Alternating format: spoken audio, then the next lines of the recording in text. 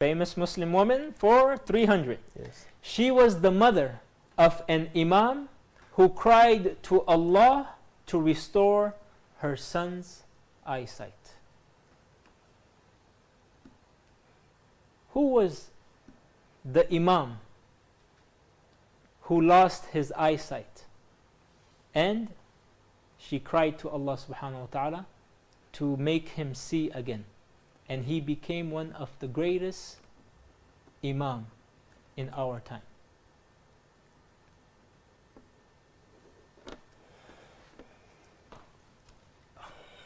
I am sure you know this one, and it's probably at the tip of your tongue. Can I guess? Can I Sure, have a guess? go ahead. Okay. I would like to say Abdullah ibn Maktoum.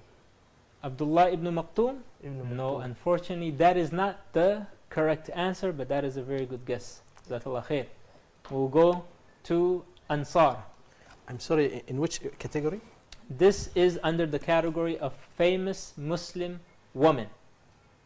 Okay, and she was the mother of an Imam who cried to Allah. So I need to know the name of the Imam The name. who cried to Allah to restore her son's eyesight. Restore.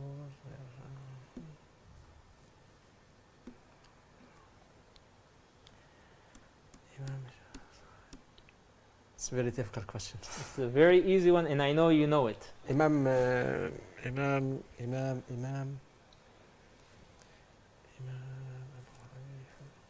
Imam Abu Hanifa.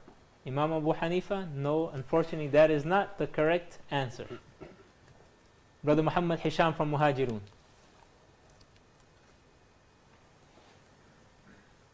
I don't know. Okay, no problem.